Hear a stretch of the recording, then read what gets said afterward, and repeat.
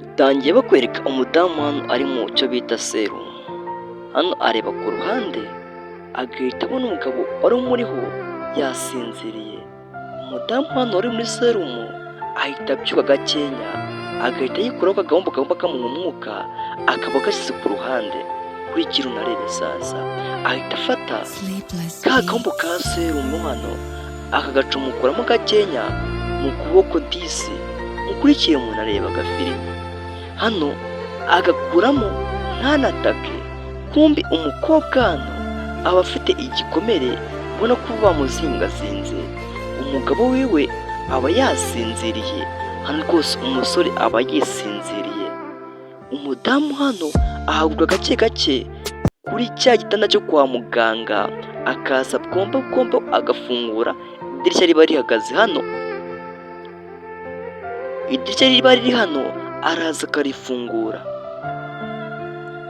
Mu gufungura idirishya rirafunguka, gusa arifungura gake umugabo ataza kujya gute kumwumva. Hano umugabo amera nk'aho ahumetse, arimo rwose ubona ko ahindukira nk'uryamye. Umukobwa hano ahita acicika gakenya. Umugabo kumbi ntiyigeze akanura ngo arebe irimo biraba, yarakomeje we ariryamira, ahubwo arahindukira. Umukobwa yaraje ahita afungura amadirishya, amaze gufungura amadirishya azamuka urukwa mbere. Mukurikire umuntu arebe, azamuka urukwa mbere rwose ubona ko umukobwa sinzi impamvu atorotse ibitaro. Mukurikire akantu, asimbuka mu idirishya hano, agahita asimbuka mu idirishya akareba hirya, akaza hano agahita amucika muri ubwo buryo, akamucikira mu kirongozi kiba kiri hano. Gusa disi umugore wacu aba rwose ubona ko yababaye, ari kuza rwose ubona ko ari kurira. Ese niki rwose cyabaye? Hano barakwereka umugabo idirishya ririkoma agahita afunguka. Yamara kugira gutya, yamara gukanguka idirishya amaze kwikoma, maze gukanguka rwose wa mukobwa yagiye, araza agahita yicara hano akazamura ya serumu yari iri, akareba akayitegereza, agatangira akarira rwose. Ariko akarira gakenya ngo batagira uza kumwumva, akarira rwose nyine akariramo, niko nabyita. Hano rwose aririramo, agafata rwose ya bande baba bamuziritse akayisirikura, akayikuraho. Bande baba bamuziritse ayikuraho gutyo muri ubwo buryo. Urabona ko afite ibikomere byinshi cyane, sinzi ngo uno mukobwa yabaye iki. Mukurikire akantu ku kandi, mukurikire umuntu arebe sasa. Hano umukobwa araza hano akavuga ati ariko mama, ati ndi mama, yagatabaza akarira cyane, ati ndi kubabara rwose, ati ndi kubabara cyane. Kumbi yikuye mu rushinge rwa serumu. Hano nta kindi kiba, ni ukuribwa gusa. Umugabo we mu gukanguka abura umukobwa yari ariho. None se ndi kwibaza agiye he, ko yari ari kuri serumu? Muganga se yaje amukuraho? Atari ko ntibyashoboka, cyangwa se ari munsi y'igitanda. Hano nta kindi kiba, ahita afungura akareba ko ari munsi y'igitanda, ariko twe twabonye ntawe uhari munsi y'igitanda. Hano biramutangaza cyane, ati noneho ndapfuye, ndabwira muganga se gute? Nari ndi ku murwayi, ndamubwira gute ko yacitse? Hano rwose akikura mu misatsi rwose, ukabona abaye nk'umuntu byacanze, akavuga ati yari aryamye ahangaha, ariko se nk'ubu umuvuna muheto acikiye koko. Hano kumbi umudamu araza hano agahita yitsimba ku ntebe. Wa muntu rwose ari mu bitaro araza hano agahita yitsimba ku ntebe. Umugabo aza kureba agasanga nta muntu uhari, kumbi umugore we yitsimbye ku ntebe. Hano rwose aramuhiga akamubura. Mukurikira akantu ku kandi, muri kwa kuza hano umugabo rwose hano ino ntebe iba ari nini cyane, yatwikiriye umukobwa ku rwego ki atabasha kuba yamubona. Kurikira rero unareba, hano rwose aramutegeza akavuga ati se ate ntabwo ndi kubyumva neza, ati rwose ntabwo ndi kuba nabasha kubimacinga. Akaza gake gake ngo arebe umuntu ari hariya ninde?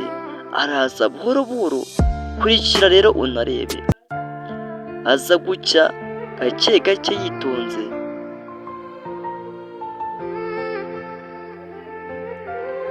araza gake gake purapura, kurikira agafilimi.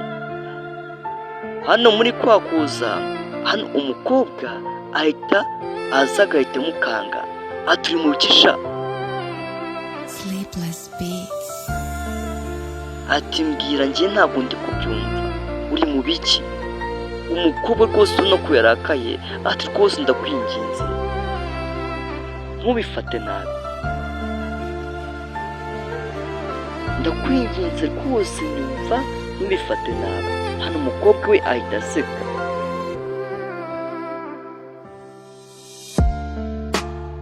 muri kwa guseka ahita akuramo hano amafaranga menshi cyane, agahita yereka umusore. Umusore arayabona, agahita yafata akarya indimi, ati mbega ibifaranga byinshi cyane. Hano umukobwa amushukisha amafaranga, amwibagiza buri kantu kose kamubayeho, amwibagiza uko umugore we ari mu bibazo. Aramubwira ati simbyitayeho, ati rwose wowe ubwino twimerere neza, umugore we yamwibagirwe nta nazazuka, nta nagazabaho, mwirengagiza ayo mafaranga nguhaye ni menshi cyane, tuzabaho neza ntanaguha n'ibindi. Unyumvire disi umukobwa kumurarura. Hano rwose umusore aza gushimira umukobwa, ati rwose ntawe icyo ngushimira, ati n'ubundi reka niwe nikundira, uriya namuhozaga ku nkeke. Hano araza yajya kumusoma, umusaza rwose ubona ko ameze nk'umuntu ugenzura bino bitaro, ari umukozi wo mu bitaro, ahita yinjira hano, asanga aba ngaba bari bagiye gusomana, bose bagahita bikanga. Ndababwiye ngo mwese nimuceceke, ibyo mwari murimo nabyumvise byose, mushyire amajwi yanyu hasi, agapaho kanyu kagiye gupfa ubusa. Urabona ngo uramushije amafaranga se ubundi amaze iki? Ariko wa mugabo nawe urakajije amafaranga kuko umukobwa azayakuyoboze. Mbega abagabo bino minsi mwakindwa gusebya abagabo bagenzi banyu. Ati uno mukobwa ni shitani mbi, ni shitani itukura, niyo yakoze ibiriya byose ubona umugore wari guhura nabyo kugira ngo mubane. Yakoze buri kamwe kose, wa mugore disi kwihangana biramunanira kubera ko ababonye umuvuganira, agahita ahaguruka asakuza cyane, agahita ahaguruka rwose ati ndi hano, humura wimvuga ndi hano. Handisi wa musaza ahita ashyira cya gipapuro hasi yari afite, akaza kureba disi umukobwa niki cyabaye. Asanga rwose serumu yayikuyemo, ayahunze umusore. Hano aravuga ati muri kumbonera amakosa mwakoze mwaba Caritas, ibi bintu kuko bibaho. Filimi yacu ni